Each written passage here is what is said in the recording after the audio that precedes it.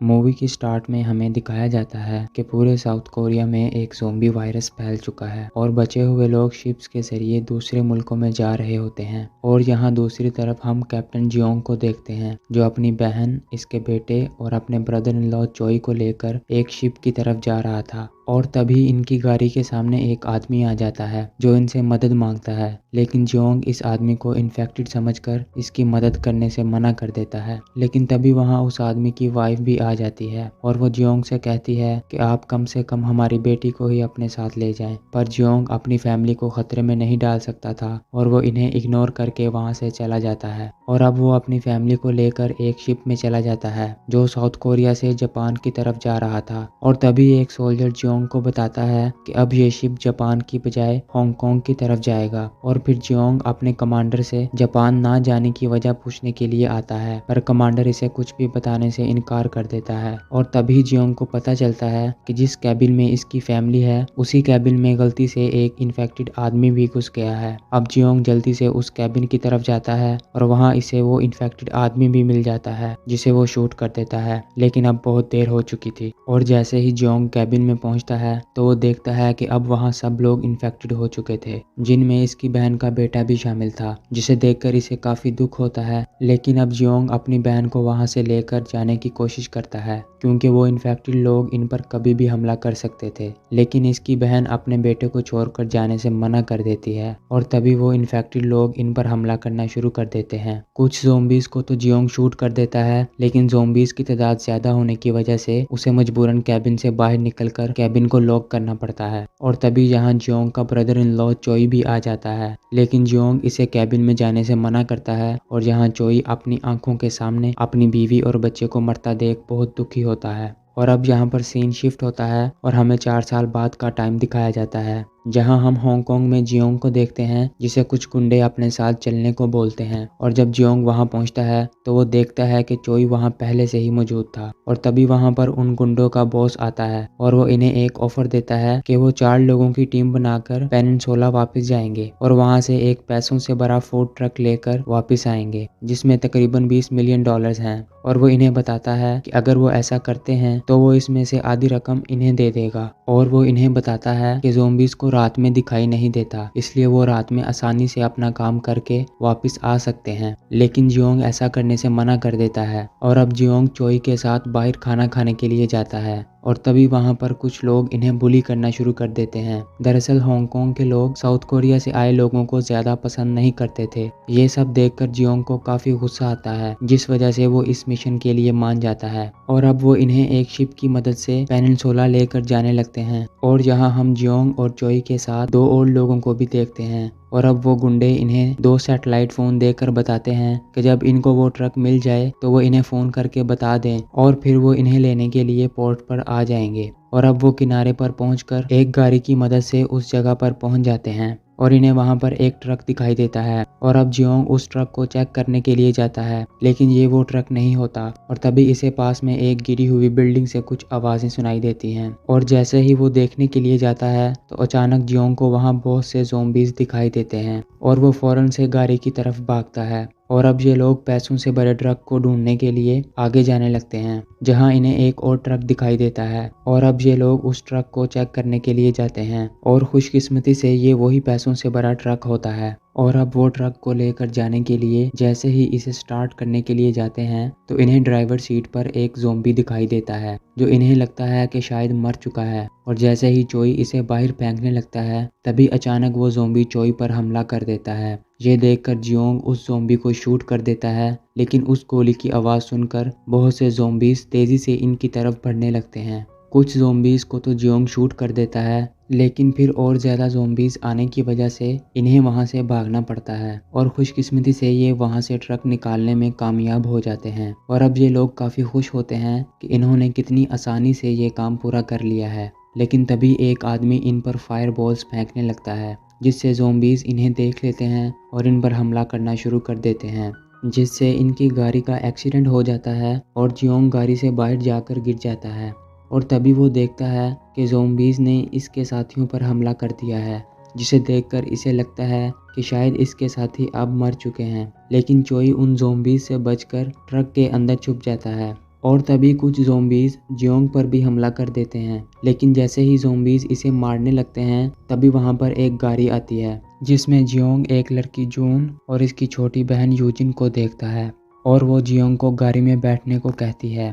और यहाँ हमें पता चलता है कि जून एक बहुत अच्छी ड्राइवर होती है और वो उन ज़ॉम्बीज़ को कुचलते हुए वहाँ से एक टनल में पहुँचते हैं जहाँ वो बहुत सारे ज़ॉम्बीज़ को देखते हैं। और अब यूजिन अपनी एक टॉय कार से इन ज़ॉम्बीज़ का ध्यान भटकाती है और वो यहाँ से निकलकर अपने घर आ जाते हैं जहाँ वो बच्चे अपने ग्रैंडपा और अपनी मॉम के साथ रहते थे, जिन्हें देखकर जियोंग को पता चलता है कि ये वही फैमिली है जिसकी 4 साल पहले इसने मदद करने से मना कर दिया था। और यहाँ इनके ग्रैंडपा रेडियो पर किसी मेजर जेन नाम की औरत से मदद मांगने की कोशिश कर रहे थे। हालांकि मिलिट्री ऑपरेशन 4 साल पहले ही बंद हो चुका था। और अब यहाँ ट्रक के पास यूनिट 631 के कुछ आदमी आते हैं जो वहाँ उस ट्रक ड्राइवर को देखते हैं जो अभी भी जिंदा था, लेकिन वो उसे बचाने की बजाय उसे मार देते हैं। और अब वो उस ट्रक को लेकर मिलिट्री कंपाउंड की तरफ जाने लगते हैं। उन्हें लगता है कि शायद ये ट्रक फूड से बड़ा हुआ है और जैसे ही वो ट्रक को खोलते हैं तो इन्हें वहाँ चोई भी मिल जाता है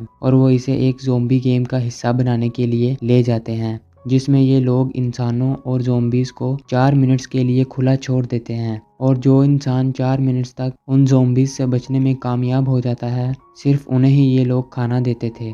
और अब एक आदमी जैसे ही उस ट्रक को चेक करता है तो उसे ट्रक में पैसों से बड़े बैग नज़र आते हैं जिनके बारे में वो अपने कैप्टन सीओ को जाकर बताता है। और जैसे ही कैप्टन सीओ आकर उस ट्रक को देखता है तो उसे वहां पर पैसों के साथ एक सैटेलाइट फ़ोन भी मिलता है। और जैसे ही वो उसे ऑन करता है तो वो गुंडे इसे बताते हैं कि अगर वो इस ट्रक को लेकर पोर्ट तक आता है तो वो इसे भी अपने साथ लेकर चले जाएंगे, जिसे सुनकर कैप्टन सीओ काफ़ी खुश होता है। और अब दूसरी तरफ जून की मॉम जियोंग से पूछती है कि क्या तुम यूनिट 631 के आदमी हो, जिस पर जियोंग इसे बताता है कि नहीं, बल्कि मैं तो यहाँ पैसों से भरा एक ट्रक लेने के लिए हांगकांग से आया हूँ। ये सुनकर जून की मॉम काफ़ी हैरान होती है और वो जियोंग से पूछती है कि क्या हम उस ट्रक की मदद से हांगकांग जा सकते हैं, जिस पर जियोंग उसे बताता है कि हाँ, हम जा सकते हैं। और अब वो उस ट्रक को मिलिट्री कंपाउंड से निकालने का प्लान बनाने लगते हैं। और अब जियोंग उसे बताता है कि मैं वही आदमी हूँ जिसने 4 साल पहले तुम्हारी फैमिली की मदद करने से इनकार कर दिया था। जिस पर जून की मॉम उसे कहती है कि अब मुझे कोई फ़र्क नहीं पड़ता, क्योंकि उस दिन वहाँ से बहुत से लोग गुजरे थे लेकिन किसी ने भी उनकी मदद नहीं की। और अब वो लोग ट्रक को लाने के लिए उस कंपाउंड की तरफ जाने लगते हैं। और यहाँ मिंजू गाड़ी को कंपाउंड से कुछ फासले पर पार्क करती है और जियोंग के साथ पीछे के रास्ते से कंपाउंड के अंदर चली जाती है। और इन्हें वहाँ पर वो ट्रक मिल जाता है और तभी वहाँ पर असिस्टेंट किम आ जाता है, लेकिन मिंजू उस पर गन पॉइंट कर देती है और वो सब कुछ उगलने लगता है कि कैसे वो और कैप्टन सीओ इस ट्रक को लेकर यहाँ से भागने वाले हैं। और इन्हें ये सब एक सैटेलाइट फ़ोन की मदद से पता चला है और इन्हें ये फ़ोन एक चोई नाम के आदमी से मिला है जो अभी एक गेम का हिस्सा है। ये सुनकर जियोंग फौरन से चोई को बचाने के लिए जाता है और जियोंग के जाते ही वहाँ पर कैप्टन सीओ भी आ जाता है और वो मिंजू को देखकर उस पर फायरिंग करना शुरू कर देता है। लेकिन तभी मिंजू उसे ट्रक की मदद से टक्कर मारकर बेहोश कर देती है और उससे वो सैटेलाइट फ़ोन भी ले लेती है। लेकिन यहाँ पर एक गड़बड़ हो जाती है। गोलियों की आवाज़ सुनकर बहुत से ज़ॉम्बीज़ कंपाउंड की तरफ आने लगते हैं और दूसरी तरफ जियोंग गेम शो में पहुंच जाता है और चोई को वहां से बचाकर भागने लगता है। लेकिन तभी एक ज़ॉम्बी जियोंग पर हमला कर देता है जिससे इसकी गन नीचे गिर जाती है और अब चोई घबराते हुए उस गन को उठाकर उन पर फायरिंग करने लगता है। और अब जैसे ही वो गन जियोंग की तरफ फेंकता है तभी उस गैंग का लीडर वांग चोई को पीछे से शूट करके मार देता है। ये देखकर जियोंग को बहुत दुख होता है कि इतनी कोशिश करने के बावजूद भी वो चोई को नहीं बचा सका। और अब वांग जियोंग को भी मारने लगता है, लेकिन तभी मिंजू वहां पर ट्रक लेकर आ जाती है और जियोंग को उस ट्रक में बैठने को कहती है और फिर वो उस कंपाउंड से बाहर निकल जाते हैं। लेकिन बहुत सारे ज़ॉम्बीज़ इनके ट्रक को घेर लेते हैं और तभी वहां पर जून आ जाती है और अपनी गाड़ी की तेज़ लाइट्स की मदद से उन ज़ॉम्बीज़ का ध्यान भटका देती है और वो वहां से निकल जाते हैं। लेकिन अभी भी वो गैंग वाले इनका पीछा करना नहीं छोड़ते और वो बहुत सी फायरबॉल्स इनकी तरफ फेंकना शुरू कर देते हैं। लेकिन ये सभी मिलकर एक के बाद एक इनकी काफ़ी गाड़ियों को तबाह कर देते हैं और तभी जून को इस गैंग में इसकी टक्कर का एक ड्राइवर मिलता है। लेकिन जून इससे भी काफ़ी समझदारी के साथ पीछा छुड़वा लेती है और अब उस गैंग का लीडर वांग खुद को हारता हुआ देखकर बहुत गुस्से में आ जाता है और वो सभी गाड़ियों पर लगी लाइट्स को ऑन करवा देता है, जिससे ज़ोंबीज पागलों की तरह इन पर हमला करने लगते हैं। लेकिन यहाँ पर जून जियोंग को कवर करती है और वो उन गाड़ियों की लाइट्स को शूट करके तोड़ देता है, जिससे उनकी गाड़ी का बैलेंस आउट हो जाता है और ज़ोंबीज इनकी गाड़ी को घेर लेते हैं और वो सब यहाँ से बचकर पोर्ट की तरफ जाने लगते हैं। लेकिन तभी एक गाड़ी आकर जून की गाड़ी को टक्कर मारती है और ये कोई और नहीं बल्कि कैप्टन सियो होता है और वो जून को पकड़कर मिंजू और जियोंग से गन नीचे रखने को कहता है। लेकिन तभी यूजिन अपनी टॉय कार की मदद से उसका ध्यान भटकाती है और जून उसको धक्का देकर खुद को उससे छुड़वा लेती है और अब वो यूजिन को गोली मारने लगता है। लेकिन तभी यूजिन के ग्रैंडपा आगे आ जाते हैं और वो गोली इन्हें लग जाती है। ये देखकर मिंजू भी कैप्टन सियो पर गोली चलाने लगती है, लेकिन इससे पहले वो मिंजू की टांग पर गोली मार देता है और ट्रक को लेकर शिप की तरफ जाने लगता है। लेकिन जैसे ही कैप्टन सियो ट्रक को लेकर शिप पर पहुंचता है तो वो लोग पैसों को चेक करने के बाद कैप्टन सियो को भी गोली मार देते हैं। लेकिन अभी वो मरा नहीं होता और ट्रक को रिवर्स गियर में डाल देता है और ट्रक पीछे की तरफ जाने से शिप का गेट भी खुल जाता है और ज़ोंबीज शिप के अंदर आना शुरू हो जाते हैं और वो सब ज़ोंबीज को शूट करने लगते हैं। लेकिन इतने सारे ज़ोंबीज को रोकना बहुत मुश्किल था, जिस वजह से वो ज़ोंबीज इन सबको मार देते हैं और दूसरी तरफ जियोंग दूर खड़ा ये सब देख रहा होता है और अब यूजिन के ग्रैंडपा भी गोली लगने की वजह से मर जाते हैं, जिस पर इन सबको बहुत दुख होता है। और तभी इन्हें आसमान में एक मिलिट्री चॉपर दिखाई देता है और ये लोग उसे सिग्नल्स देने लगते हैं और अब मिंजू जियोंग से वादा लेती है कि चाहे कुछ भी हो जाए वो इस बार इसकी बेटियों को यहाँ से लेकर जाएगा और जियोंग दोनों बच्चियों को लेकर चॉपर की तरफ भागने लगता है और मिंजू इन्हें पीछे से कवर करती है